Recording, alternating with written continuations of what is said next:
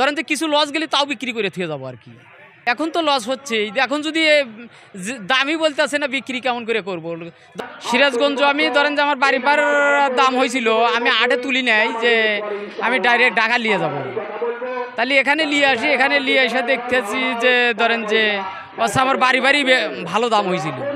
আমি ছোট থাকলে আমি গরু লালন পালন করি। আমার এই গরুগুলো ধরেন যে প্রতি সপ্তাহে একটা গরু পালতি ধরেন যে ৬-৭ হাজার টাকা করে খায় প্রতি সপ্তাহে একটা গরু। ধরেন যে খরচার হিসাব করলে পারে ধরেন যে গরু পালা চলবো না। এগুলো এখন ধরেন যে যদি না পোষায় ধরেন যে কিছু করার নাই তো। এখন এইভাবে যদি প্রতি বছরই ধরেন যে দাম না পাই তাহলে আর এটা লালন পালন করবো না। গাবতলির হাতে মনে হয় আর আসা হবে না। আমি আজকেই আইছি, এই ধরেন যে সকালে আছি।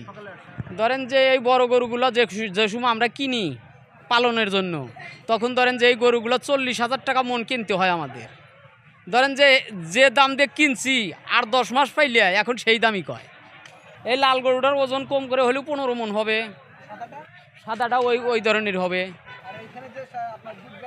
এই এটার দামও এটা ধরেন যে 12 মনের কম হবে না, 12 মন।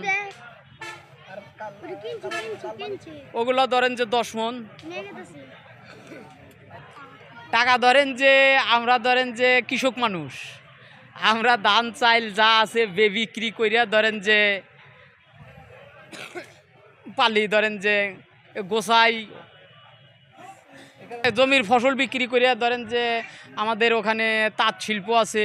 ধরেন যে আমাদের বাড়ি মেশিন আছে। ধরেন যে কাজ কাম করিয়া ধরেন যে আমরা তো লোক রাখি না, নিজেরাই ধরেন যে কাজ কাম করি।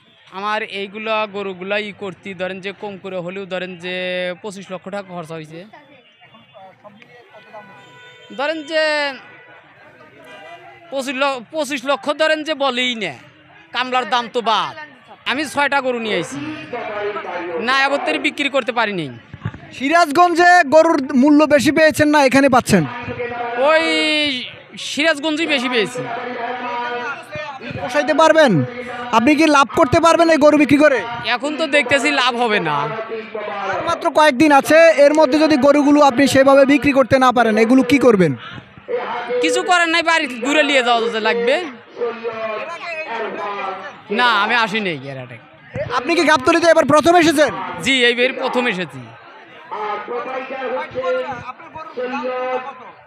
ধরেন যে আমি এটা চাইতেছি 5 লক্ষ টাকা, এটা চাইতেছি 5.5 লক্ষ টাকা, এটা চাইতেছি 7 লক্ষ টাকা, ওইটা চাইতেছি 6 লক্ষ টাকা, ওইটা চাইতেছি 1,40,000 টাকা।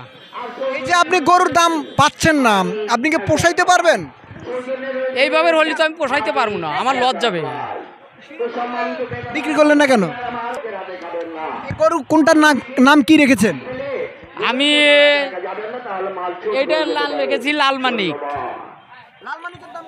লালমানিকের দাম হইতেছে 5 লক্ষ টাকা। ধরেন যে বিক্রি যদি না হয়তো ধরেন যে বিক্রি কেমন করে করবো, লস গেলি। এখন তো লস হচ্ছেই, এখন যদি দামই বলতেছে না বিক্রি কেমন করে করবো। ধরেন যে কিছু লস গেলে তাও বিক্রি করে থুয়ে যাবো আর কি।